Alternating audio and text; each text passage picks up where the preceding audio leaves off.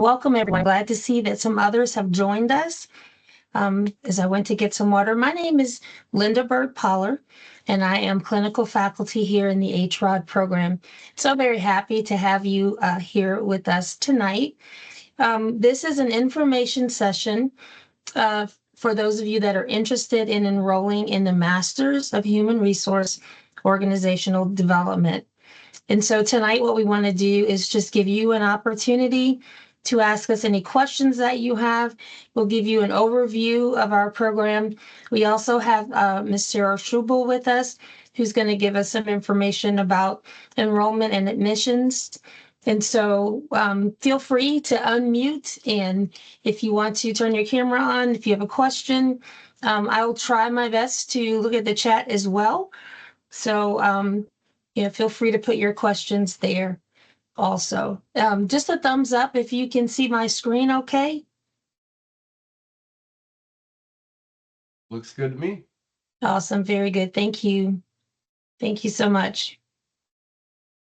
All right, so we want to start the conversation with one of the many great features about our program. And the one is that we have revolving admissions. Most colleges and universities are going to admit in the fall and maybe in the summer. We have opportunities to admit you into our program over the course of the year. We have a regular standard 16-week program that's cut into 2 8-week sessions for fall 1 and fall 2. We have spring 1 and spring 2, and then a summer opportunity. And so the question is, as you are thinking about starting in this program, really what we want you to do is to start when you're ready. For some of you, it might be better for you to start in the summer because your children are in summer school and you have less running around to do with them. It could be it's better for you to start in the spring for whatever reason as it relates to your job. Our program is 100% online. It's an asynchronous program. And we like to say asynchronous with a hybrid kick.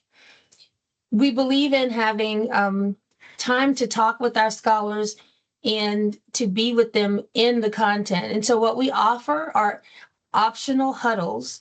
Those are opportunities for our scholars to meet during the week with their professor. Many times it's just to talk about the current curriculum, but it could be around your HAT project. It could be around a career opportunity or just a simple reflection question. Those are optional sessions which kind of make us a little bit unique. It's not all completely 100% asynchronous. So we do encourage you to attend when you can. Our classes are 8 weeks. Again, we have 2 sessions in a standard 16-week program. And we ask that you take 1 class per session.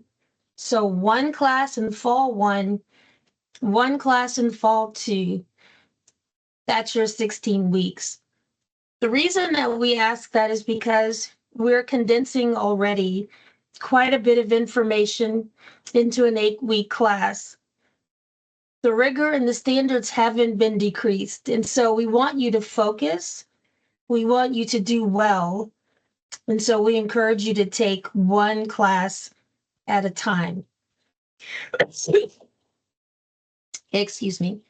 We are a Research One university, and why that matters to you is the work that we are doing in all across the university, but particularly in our HR program, is we are staying current in our profession in human resources and organization development, where our scholars have the privilege of working with Dr. Carrick, who has written many articles, done presentations all around the world, and has been awarded many grants that help to further our understanding of organizational development.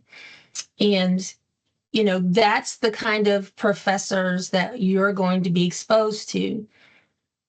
in many of the fields and genres within human resource and organizational development.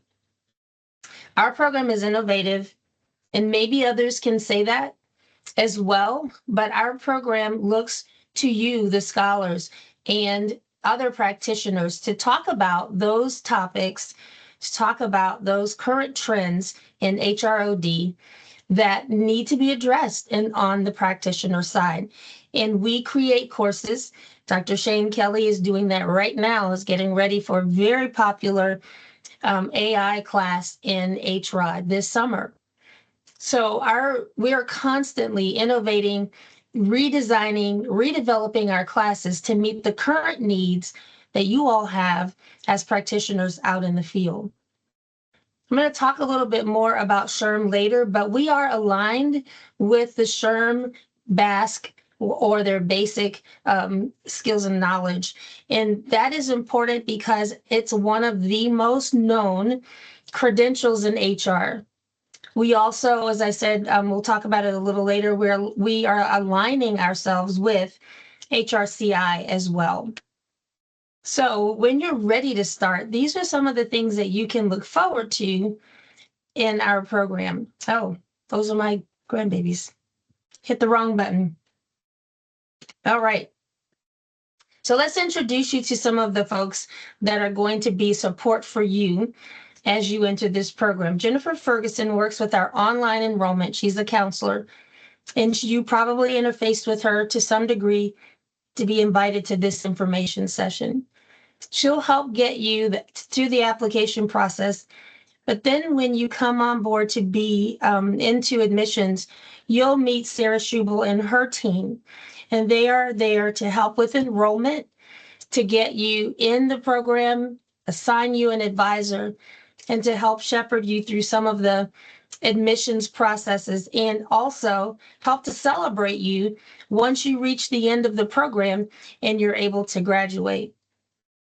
So Sarah, you want to unmute and just say hello, introduce yourself? Sure. Can everybody hear me? Can you hear Yes, me okay? ma'am. So my name is Sarah Schubel. I'm the Director of Graduate Student Success for the College of Education and Human Development. So my team works with graduate students in the College of Education from admissions all the way through to graduation. So we work on your application with you. We help to process your admission decisions, get you started and up and running in the program. And then throughout your program, we're also a great resource if you have anything that's outside of the norm. So if you need to transfer in credit, if you need to take a step back from your program for whatever reason, if you have questions about university processes in general, our team is there to help support you. If you're local, we also have a graduate student space that we're housed in. So we would welcome you to join us there and come to campus. And then when you're completing your degree, we review your transcript and your program of study to ensure you've met all degree requirements. And we actually process your final approval for a degree conferral at the end. So we kind of take care of you from start to finish. And they do such a wonderful job. They take care of us too. She didn't say that, but she does take care of us. Thank you. So one of the things that I just want to again reemphasize with you is that you can start when you're ready. And so for those of you that are interested in summer, there's still time. Summer session isn't going to begin until May the 26th, and it lasts through July 17th. And so here on the screen, you have the application deadlines for fall 1, for fall 2, spring 1, spring 2, and then summer. You have time to register for summer session. This QR code will take you to the application and how to apply. If you have any questions, again, you can certainly reach out to Jennifer, Sarah, or myself. I will tell you that I'm better at the academic questions and what classes you need to take and what they are. These two young ladies can help you with your admissions and enrollment. So let's meet our faculty. We have 5 full-time faculty members, and they are Denise Cumberland, Brad Shuck, is Sharon Carrick is on the line with us now, and so is Shane Kelly and myself. Together, we make up full-time faculty. We are responsible for writing curriculum, developing the classes, scheduling the classes, advising. So one of the 5 of us will be assigned to you as an advisor. What that means is we meet with you and we develop a course of sequence, which we call a POS, program of study. It's not locked in stone, but it does give you your thinking about how you'll matriculate through the program. It doesn't mean that it's in stone. If something comes up like a great class, like Dr. Shane's class, and you want to change your POS, you meet with your advisor and you make the changes. Your advisor's again going to tell you that we want you to take one class at a time, and we will help to guide you through that process. We also have a stellar set of partner faculties. These folks work with us part-time, and they also help us to redesign our curriculum and develop our courses. These individuals come from the industry, and so they come with a very strong practitioner, administrative, and leadership background that help us to put into practice the theories, the research, and the information that you're learning. These folks are very valuable to us, and we are just so proud to have them here on our faculty. So why should you choose the HROD program here at U of L? For one, we are working to get alignment with SHRM we have, and with HRCI. We also have a partnership with the military within our community. So we have several of our scholars who are current military or are just recently retired from the military. So we have a very good, strong, diverse community of learners. When you decide that you're ready to start, there is no GRE requirement. What we're going to do is admissions will be based on your real world experience, your past performance. So we look at your transcripts and where it is that you're trying to go. Again, we're flexible online, which makes it very easy for you to study anywhere. I have a student who's one of my advisees who's in Korea right now. So our meetings are very interesting, usually around 9:00 p.m. for me and sometime in the morning for him. The idea is you're not locked into an 8:00 to an 8:50 class. You're able to be flexible with your schedule and do the work as you have time to do that work. We are aligned again with SHRM competencies, but we also have, I think, one of the most unique opportunities, because for each of these, the military, AGCC, SHRM, and HRCI, if you have the certification for HRCI or SHRM, and you bring that in during the admissions phase and period, it can help you take off 2 classes. In the same with if you've been in attendance to the AGCC in the military and you've earned that credential, you can also bring in that as an experience, and it counts for 2 classes. And these are required classes, 605 and 611. That gets you closer to your finish line than it would if you didn't have these credentials. So those are reasons why, you could pick U of L and stand out from the rest. With regards to cost and financial aid, the cost is $850 per credit hour for general students. And if you are active duty military, it's $250 per credit hour.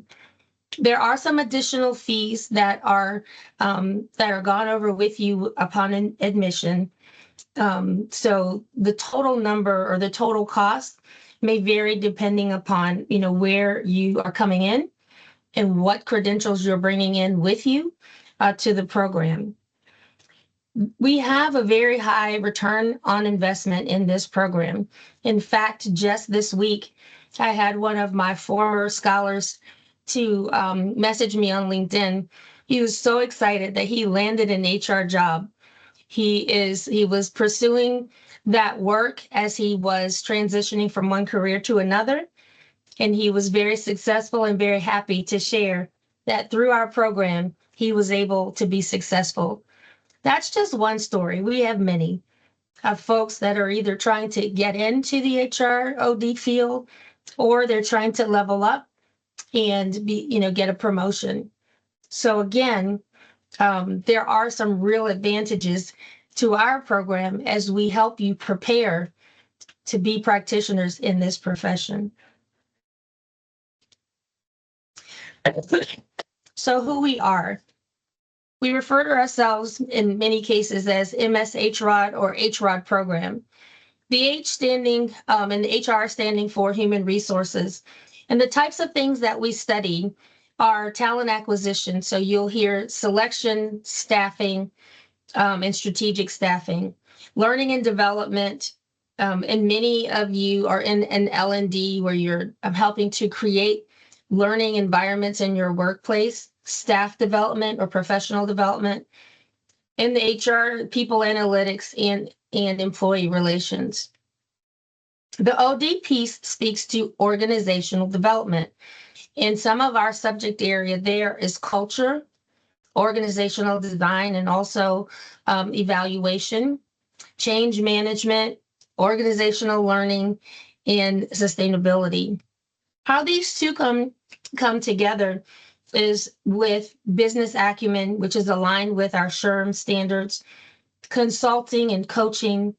And so a very integrated program bringing human resources and organizational development together in our very unique HROD program.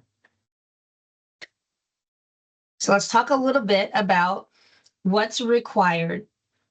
We have 6 classes that are required for this degree. Again, if you have credentials that count, 605 and 611 are earned after you complete one semester in this program. So we would recommend that you start with 617, and then after that semester, your others will count. You have 3 credits, 3 classes completed of the required classes. 616 is highlighted in yellow because that is the last class that you take. That is your exit out, your capstone class. And that's usually taken with Dr. Carrick and or Dr. Shuck. So I'm going to pause for a second and see if Dr. Carrick would like to share a little bit about this required capstone class. Hi, and I apologize. I'm heading to a meeting tonight, so I'm sorry that I'm in my car. So hopefully you can hear me okay. Yeah, in the capstone, we actually do projects that are based on what you've learned in several of the other classes. And so you might do a change management project, or you might do a program assessment for an organization, and we help line those up as well. So kind of the long and short of it is really practical application. And that's really what our faculty brings to the table, is experience and putting that experience to use, and how we can help you further your career. And I'm going to also chime in that a lot of people take this degree whereby they're not necessarily wanting to go in HR as an HR professional exclusively, but they're in leadership and they're wanting to develop their skills in change management and analytics and AI and performance measurements and things like that as well. So thank you for giving me opportunity to talk. Thanks. Thank you, Dr. Carrick. So these are our 6 required classes, plus 4 elective classes, give us a total of 10 classes or 30 hours for graduation. That's down from 33 that we had just a few years ago. And this change helps you to be ready to go into the practitioner field, into the profession a little sooner than you would have before. Without losing anything, let's take a look at your electives. we are constantly changing and innovating and trying to bring to you the most latest and up-to-date versions of our existing classes, but we're creating other classes as well. The ones that are listed here for you, 614, 612, 631, and so forth, those are the electives that you can select from based on what you're interested in doing with your degree. 696 and 624 are kind of shaded out just a bit because those are maybe seasonal would be the word I would use, depending upon the need or the ask. And so Dr. Kelly is going to do one this summer based on interest. We had one in the winter by Dr. Cumberland. And then the other class is 624. That is a global HR development class. In the past, it's been attached to travel, just given our current finances. That class has not been offered in probably 2 years. So it's still on our books. It's still a very valuable experience. And so as we continue to redevelop that class, we hope to be able to offer it again. And we will be phasing out some classes and replacing them with others. And so these are your elective classes. We are interested to know always what you see as a need that you don't see in our course offerings. That's what 696 is all about. And so if there's something that's going on in the field now that you feel we would benefit from offering, that's the kind of class that we can innovate and develop and have ready for our electives. I'd like to pause and see if Dr. Shane would like to share just a little bit about his course that's coming up this summer, 696. Sure. Thank you, Dr. Berg-Poller. And I can't get my camera to work for some reason. Let's see here. That's okay. Yeah. Well, let's try. Here we go. Oh, here we go. I think, yeah. Okay. So, it's a new course this summer, Digital Transformation in AI and Organizations. We're going to cover everything from, ethical responsibility in AI to how AI works. It's not like we're going to just do a bunch of chat GPT or things like that. We'll talk about it, but the real focus is on how AI works in organizations, how we use them in human resources, but more specifically, how we use them responsibly and ethically. And I think that's probably the best way to sum it up without giving away the farm. So, yeah. Awesome. So these are definitely hands-on practitioner skills that we'll need no matter what business organization that we are in and that we're helping to serve. So you can also get involved, and we try to help you with the networking in these varied fields. So in OD, in HR, and in leadership, we try to give you opportunities to get to know the people who are in charge of those areas, who are working and researching in those areas, and give you space and time with them. We have a speaker series that we also offer, but our SHRM student group is such a hidden gem. It is free to our scholars. And when you are a scholar and participating, you can get a discount on the national SHRM with the dues in there. We also encourage you to get involved in a local SHRM group wherever you are. And again, it helps you to network. Dr. Kelly and Dr. Hurd are our co-sponsors for this group. And I'm telling you, they are such rock stars. Why should you get involved with SHRM? Well, there are a couple of reasons. One, as I've already mentioned, is the networking. But two, a hidden piece of this is leadership. There are positions for president, vice president. There are social media. And so these roles and responsibilities look very good on your resume when you're trying to enter into these professional fields. And so this gives you an opportunity to actually practice some of those leadership skills in a different way. You may already be a leader in your organization. This is going to give you added resources, skills, and the opportunity to network. So again, I'll pause to see if Dr. Kelly would like to add anything, as he is a co-sponsor of this student group. Oh, there we go. No, I think you covered it very well, Dr. Bird-Poller. It's a great resume builder. It's an opportunity to get involved in not just the organization and organizations alike, but in the university. And the leadership team now is a great group of people. I think you'd have a great time in it. And we're always looking for leadership in the chapters. So when you talk about resume building, it's there. And we have a lot of activities that we provide, ways to get involved, and just really get your feet wet in the field. So there's not a whole lot more to say other than it's a great opportunity to build your resume, to get into, a leadership position and to connect with others around the university. So Yes. Yeah. It is a very good way to build your your social network and professional network. It's also good to build your efficacy.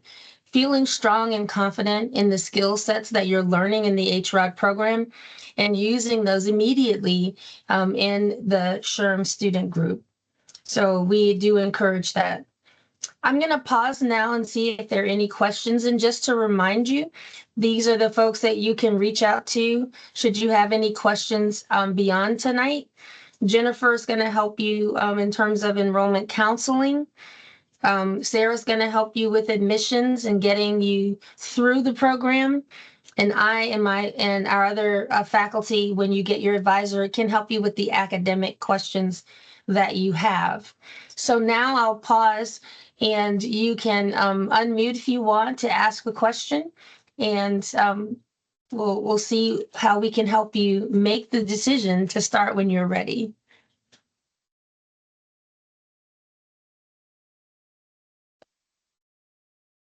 Any questions?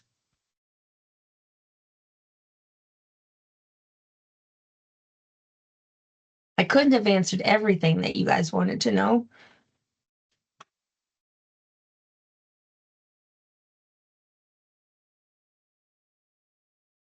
So your classes are 8 weeks, 7.5 to 8 weeks. We use Blackboard, and we use Rise. It's an LMS system where we put the content into this Rise module, and you can click through them. You take quizzes and tests for your knowledge. And then at the end, you're working together to produce a HAT project, which is a hallmark assessment task. And that usually is in the form of a paper, sometimes a presentation, but that's pretty much the structure of the classes.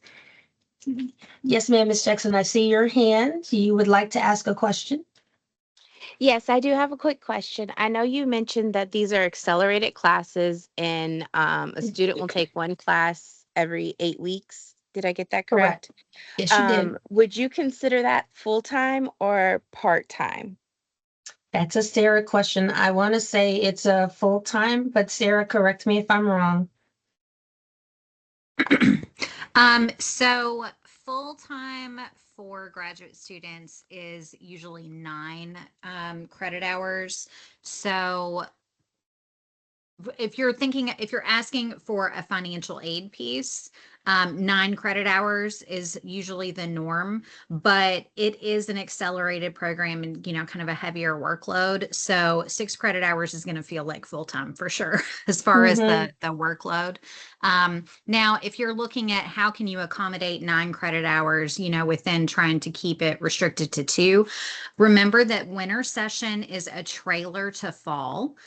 So you can still do your 2 8-week sessions in fall and then add on a winter course course, and that counts towards those 9 hours. And summer semester is set up a little bit differently, and the sessions are a little bit different. So just be sure that you're checking your course schedule to see how the courses are broken up, and just be chatting with your advisor about which courses are going to complement each other if you need to go to the 9-hour point. Okay, thank you. I was asking on like a double layer, one for a financial standpoint of as I have coverage for 6 credit hours a semester.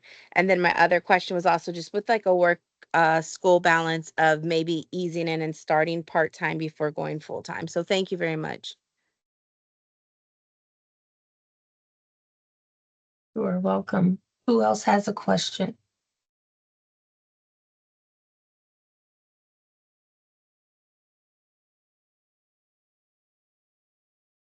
No, no more questions.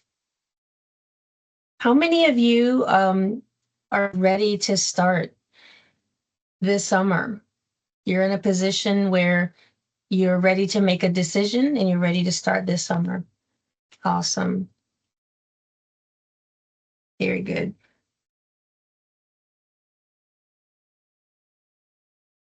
Very good. How many of you might start in the fall? You're thinking that's a better time for you. Okay. Very good. And remember, fall, you can enter in at 2 different times. So if we want to go back to our slide with when your application is due. And if you, for example, again, Sarah, correct me if I'm wrong, but if you fill out your application now and you're accepted now, you can say, I want to start in the fall.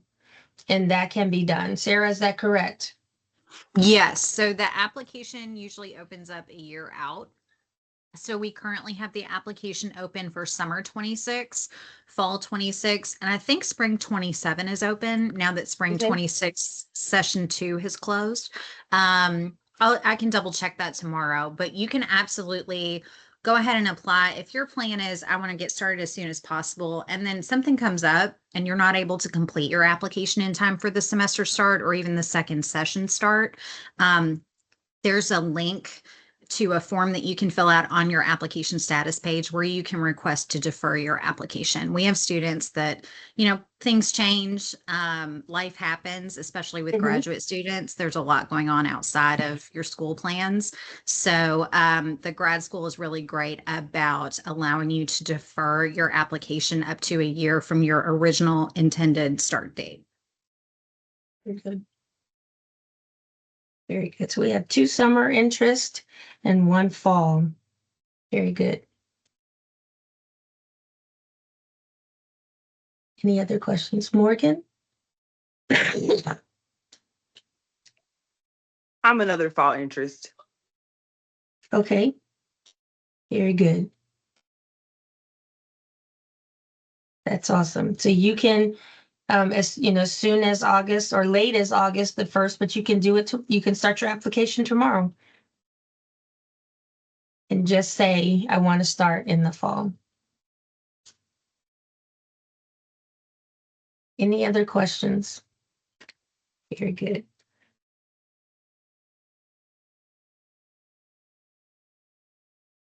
Very good. Awesome. That's great. I see you, Gina. That makes me happy. Anybody else have a question?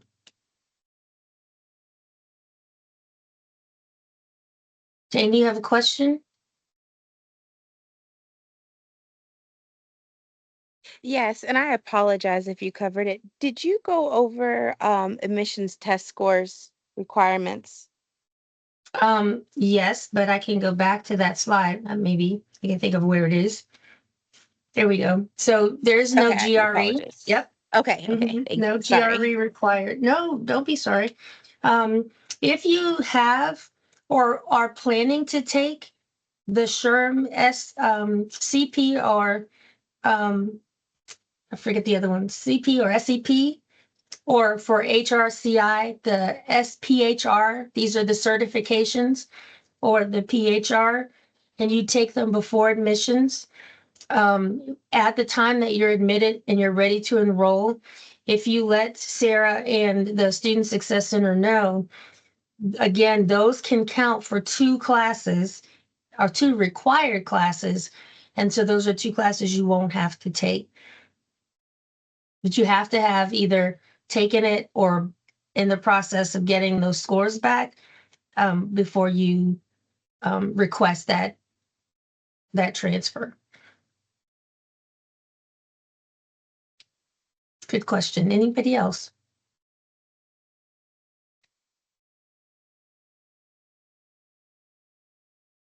Well, I certainly don't want to keep you if you don't have any other questions.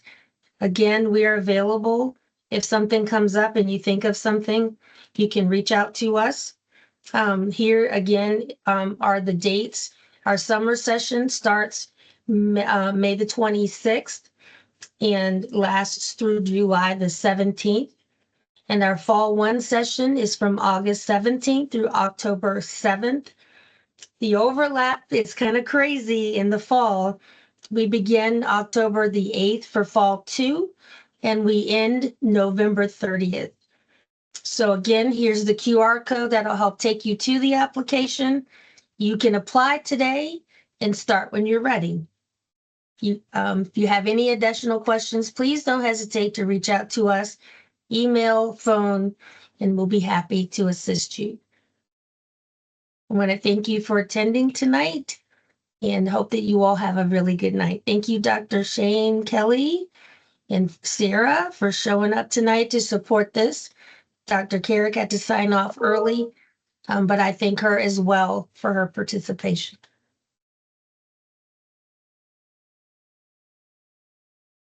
Thank you. Thank you. Have a good night. Thank you. Thank you all for Thank coming. you. Hope to see you Thank in you. the summer or fall. Thank you. Thank you.